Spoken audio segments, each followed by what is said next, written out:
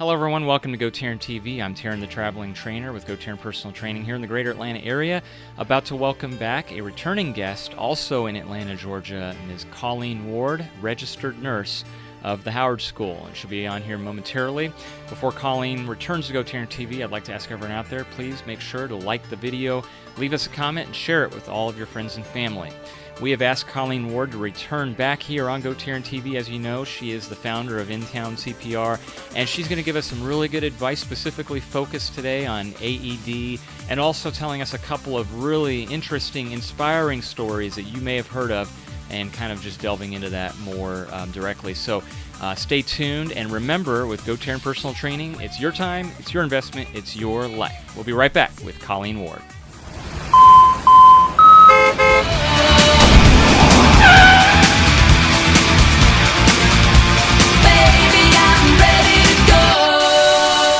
All right, everybody, welcome back. Taryn the Traveling Trainer here side by side once again with Ms. Colleen Ward of In-Town CPR. She's a registered nurse, and she's back on here. Colleen, how are you doing out there today? I'm doing great, Taryn. Good morning. Thank you for having me today. Our pleasure. Yeah, thanks again for being back on. And again, a special thank you for coming out to Georgia State last week and guest lecturing. And I said this last time to you, I'll say it again, I really think that you could be an adjunct professor with your teaching skills. Thank you. I enjoy it so much. I really do. It's a great experience. No, you're really good at it because, again, you have a good command of the classroom. You're able to engage the students in dialogue, and you're able to keep their interest, too, which all those things are just very challenging, I find, at least for myself. And so those are really great qualities. You know, that was a really terrific lecture, and they enjoyed the videos. And that's why I wanted to bring you back on, kind of just to kind of further explore that and talk a little bit about some of the stories we could share here on the video blog. So yeah, if anybody's out there listening, they may have heard of these stories in recent, especially here in the greater Atlanta area. I guess we could talk about that one first. Is it was it Loganville about the volleyball player, Colleen? Yes, Taryn. In about 2015, I think it is now, in Loganville, Georgia, a young lady was playing volleyball, and she suffered a sudden cardiac arrest, and literally, as you saw in the video, falls right down to the gym floor and is no heartbeat, not breathing at that time, and the emergency staff had to jump in and perform CPR and get the AED in place. And she is alive and well today. Her name is Claire, and she's probably in college at somewhere at this time. Yeah, yes. That's right. She'd be about close to 20 maybe now. Or So a lot of questions arise for that, Colleen. Like, first of all, and I guess we could plug it. They pretty much go on YouTube and just type in Loganville cheerleader heart attack. So in her case, for this heart condition that she suffered, can you go into that a little bit further detail and kind of explain to the folks out there watching that, you know, what kind of issue that she suffered from and why possibly could have caused that? Sure. One of the reasons I show that video to my CPR classes or to your students is because it is so shocking that here's this 17-year-old girl playing volleyball, student athlete, and she falls out and has a sudden cardiac arrest. It's kind of a wake-up call to people that this can happen to anyone, anywhere, of any age, no matter what shape they're in. She ended up, from what I've read, she had a blockage that led to the sudden cardiac arrest on the volleyball court, and she had been suffering symptoms for a while, but due to her age and her athleticism, she had been seen by orthopedics and various other doctors and hadn't really thought that this could be a cardiac issue until that final day. Her parents were filming from the bleachers, the game, and they left the camera running, and now they want people to see this video and get the word out how this can happen to anybody, and that it's so important that staff are trained in CPR and the use of an AED, because that completely saved her life. She reports that she was hiking in Honduras a couple weeks before this event, and if she had been there and that had happened and she hadn't had access to the AED, she may not have had such a good outcome. Certainly. Yeah, that could have been the literally deal breaker there for her. Hmm. And so I guess that also brings up the point of how important it is for people to know exactly if they have an AED at their facility, wherever they're at, whether it's a school or a gymnasium or what have you, and also where it's located too, right? Yes, exactly. When I teach my classes, I send all the students out on a homework assignment, which is after they finish the class to start to pay attention when they're walking around in their schools, airports, hotels, anywhere to look for the little AED sign because now they will know how to go in and use it if they had to. But it's good to know where those things are located. In schools, you typically will run these emergency drills with the staff and faculty. We have a first responders team at our school, the Howard School, where we train we run about 4 or 5 drills a year to do exactly what happened with Claire, which is this team jumps in and begins CPR, calls 911, gets the AED, and gets the crowd control, make sure the EMS knows where we are, things like that. But those things can be instituted in any working environment, and I encourage it. Yeah, It's, you're right. Yeah, certainly. I can't stress that enough, Colleen. And as far as the AED is concerned too, and you've told this to not only myself when you were certifying me, but also to the students. A lot of a big fear that students could have is if they've never used one, or is it user-friendly, or how intuitive. So if somebody's never seen an AED or has had a class on it or had any exposure, what would you say, Colleen, in general of the usage of an AED for someone who's not used to it? Sure, sure. Well, first, do the homework assignment and know where it's located. Once you get that AED out, just turn it on. I tell all my classes, if they don't remember anything else that I tell them about the AED, to please push the green button, and that will turn the AED on, and it will talk to you. It will tell you exactly what to do step by step from that point. So if you haven't ever used one, you don't need to be afraid of it because it's your friend. And if you have, then all the more power to you. But it walks you through the steps. So it's kind of foolproof, really. Yeah, that is tremendous, Colleen. And again, that story with Claire is just incredible because, like you said earlier, too, it's just like she wasn't exactly an unhealthy, unfit, non-athletic person. In fact, she was the opposite and very young, too. And so all the more reason, like you said, it's amazing that she was there and the timing. So, what's another piece of advice, Colleen, that you have that say that somebody has a situation like that and that occurs and they do have access to an AED, but they have the deer in the headlights look and they don't know what to do? What's the best piece of advice that you can give to people if they're just first kind of scared and initially not wanting to jump in there right away and hoping someone else will go in as a first responder?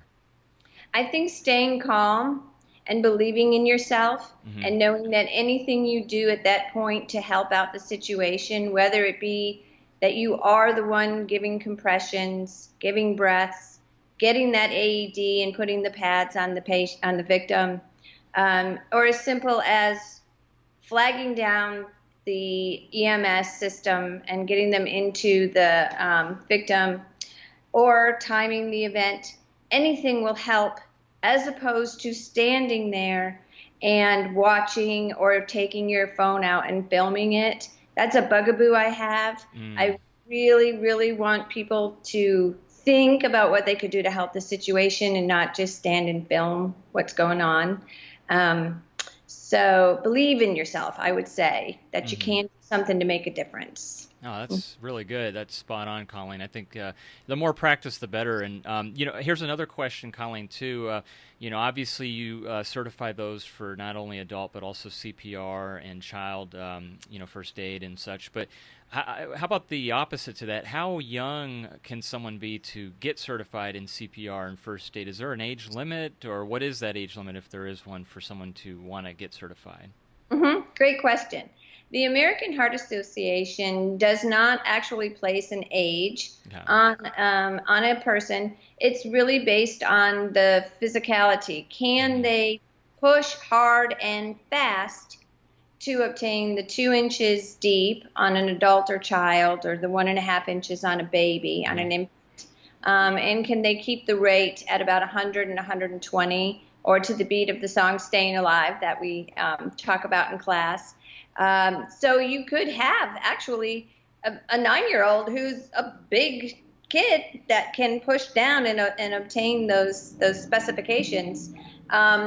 Typically, I will start to train kids 12 years old and up, because most all 12-year-olds are big enough at that point to be able to do those skills. Mm-hmm. But we encourage anybody, if you were there and heaven forbid it was mom or dad or something, I mean, anything you can do to push and call 911 and alert services is the best. Seconds count. Oh, yeah.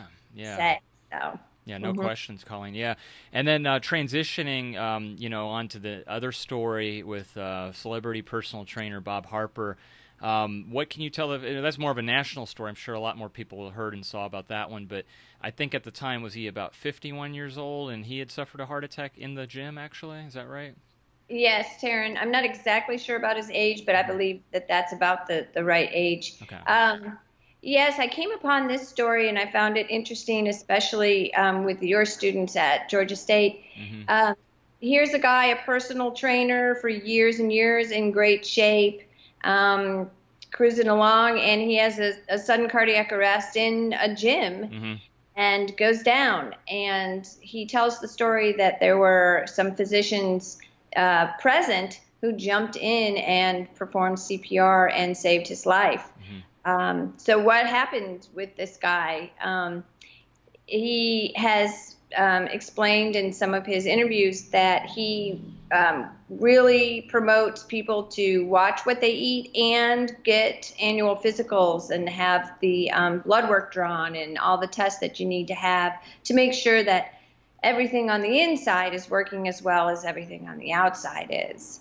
So I don't know his case specifically, but when we're kids, our parents take us to the doctor every year, and we get our physicals, and we have to get our shots, and then the kids grumble about it. But it's pretty regular up until the age of 17, 18, because there are specific immunizations that the states require for you to have just to go to school. Mm-hmm. So imagine 18, you're off and out on your own, whatever you may do, and there really could be a gap of 20 years where, unless there is a specific problem, a person may not go see a doctor.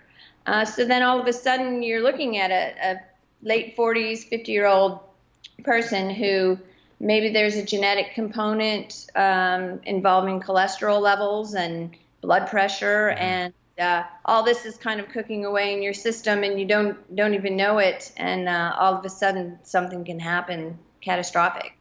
So I believe what Bob Harper is promoting is get your regular physicals annually, have all the work done to make sure that the inside is just as good as the outside. Yeah, good point, Colleen. I was just thinking about that as you were saying that. Like, personally, I'm guilty of it myself. My philosophy is quite such that as long as I can just stay out of going to the doctor as much as possible, whether it's a common cold or I haven't been to the doctor in several years. That's good. The longer I can stretch it out. But you're right. I think people don't think about that enough in terms of going and regularly getting checked out. So I'm glad you said that. And the other thing, too, I like that Bob Harper said. I think the final piece that he said on that interview was that he said he would never step foot in another fitness center again unless they specifically had an AED. Is that right? Yes, he does. At the very end of the interview, the one that I like is the one on the Today Show. The Today Show, right. Mm-hmm. Yes, with Savannah Guthrie. And he asks to have one more minute to say that after this event, he will never step into another fitness center that doesn't have an AED and trained CPR staff on board. And I think his shout out is huge because this is a workplace area that borderlines having these things in place. Mm-hmm. And what happened to him really shows that that it's a needed part of that work environment. And that's what I enjoy about coming to your classes, is spreading the word to these students who are about to embark on this adventure in these type of places, because they could be the voices that say, hey, we really need to get this in place. Look what can happen. So it is important. Yeah. But going back to the getting your physical, I notice even in my school, the staff and faculty who have, maybe they're new teachers or they're just coming in, and they'll come in and ask me a question about, well, my throat's really sore, I have this rash, and I'll say, well, could you give your primary care physician a call and go in and get it checked out? And most folks in that age bracket do not have the primary care physician or anybody to go to. So getting hooked up with one, if you can and your insurance allows it, is very important. Otherwise, you're looking at the urgent cares, which won't be able to follow your health as you go through your life. Yeah, I just add that in. Yeah, I mean, that's good advice, because it's kind of like relatable to preventative maintenance. Like, for example, like a car, you get an oil change every 3 months or 3,000 miles, whatever. Yeah, I mean, so it just makes sense. The body's fuel, an engine and a machine.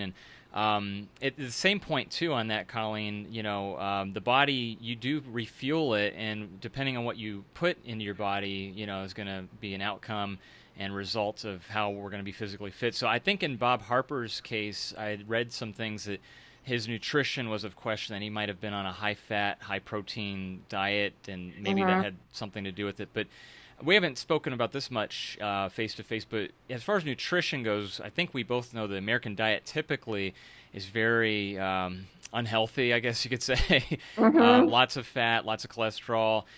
In your line of work, do you work with a lot of folks that come to you that need that help with nutrition guidance or have problems with such?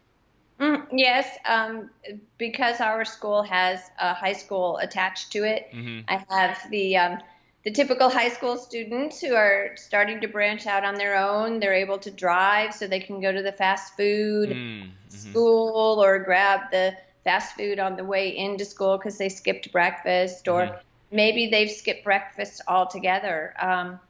So I've run into a lot of nutrition issues, discussing how important it is to eat that healthy breakfast at the start of the day, and then have your lunch and hit a good dinner at night too. Cut down on the sugary snacks, like you said, the fatty foods. We talk about the difference between a heart attack and a sudden cardiac arrest in class, and that being that your heart attack is can be largely based on diet. If you eat a high cholesterol diet, it's going to build the plaque up in those arteries, which can then lead to the blockage and the heart attack, and even subsequently the sudden cardiac arrest. There is a lot more that plays into all of that, but bottom line, if you can find that healthy diet with the low fat, low cholesterol, fruits and veggies, it's just the better way to go. And we have a lot of students who take medications that decreases their appetite during the day. And that's another hurdle that we have to face in making sure that they get some type of nutrition in the middle of the day to fuel their body. So that when they get home, they don't just go crazy and eat everything they see that's not so good for them. Yeah, good point, Colleen. And you yourself, you're a wife and a mother, and I believe 4 sons. Is that right? Yes, Taryn. Yeah. So with growing up and nutrition, how important was that to kind of lead by example and demonstrate really good nutritional habits at home for yourself? Yes, exactly. And I feel that I've been very lucky in the age that my kids are growing up. The amount of choices that we have now to put in a lunch. My kids never wanted to they don't want to buy lunch at school. And I think the school lunches have improved greatly. Good. They're just not those kids. They always wanted to bring. I think they don't want to get up and stand in line, to be honest with you. It's not even the food. But the choices that we parents have these days on what to put in those lunches, it's amazing. I mean, we can go to the Whole Foods, the Trader Joe's, the organic section, or just the regular Publix Kroger and get the fruits and vegetables and the yogurts and the put water in the lunch instead of choosing a sugary drink. All those things. Put more high protein foods in the lunch to sustain through the day instead of a lot of, carby kinds of things. So anyways, it's important to lead by example and to get in those good home cooked meals.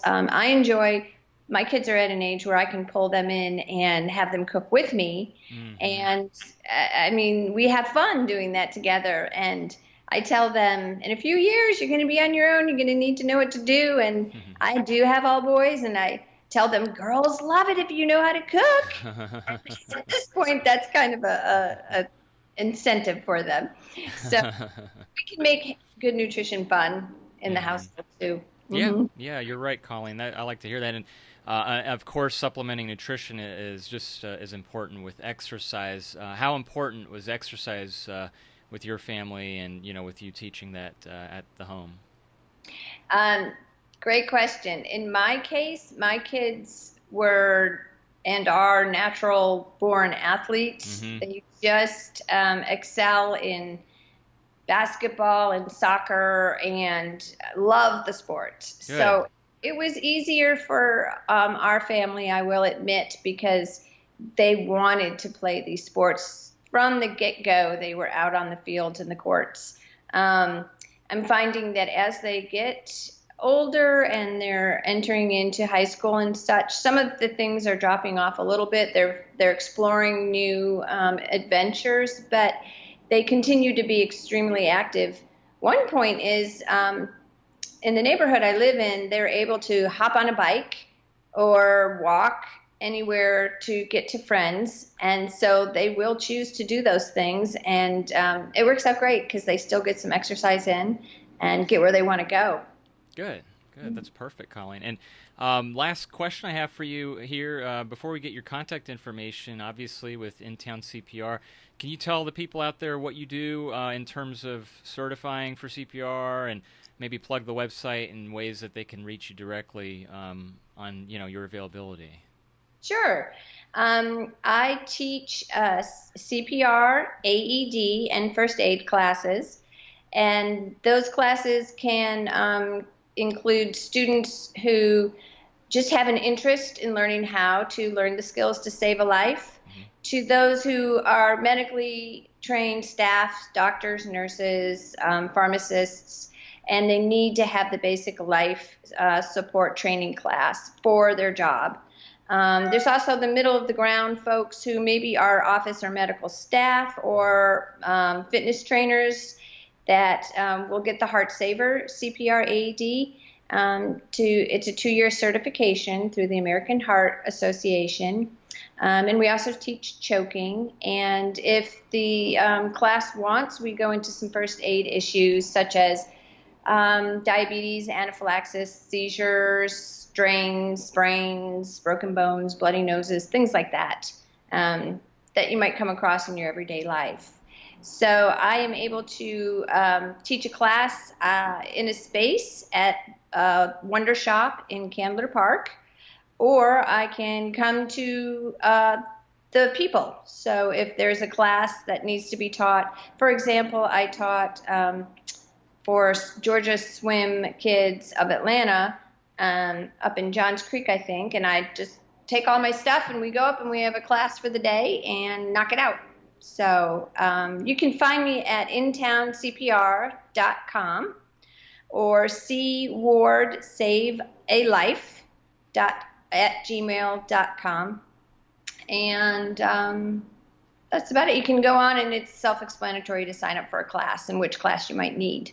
That's great. Excellent, Colleen. And we'll have that on the screen here momentarily, too, so people can take that down. And I'll also validate you do a wonderful job because, again, like I mentioned just a few months ago, you had certified me, and it went perfectly. I was very happy and satisfied with it. So there's my endorsement and stamp of approval for everybody out there. Thanks, Stephen. Yeah, my pleasure. Thank you, Colleen. And I'll definitely be hitting you back up for the next Georgia State class round, which starts next month, the fall semester. Can you believe that? August. I can't believe it. It's amazing. My kids are going back to school in a few weeks, and it's unbelievable. Just Yeah, this year's just flown by. It's crazy. Mhm. Well, Colleen, thank you again, and really appreciate your time. This has been a wonderful blog. Learned so much, and I really enjoy doing these with you. So let's definitely have you back on here as well again very soon in the near future, too.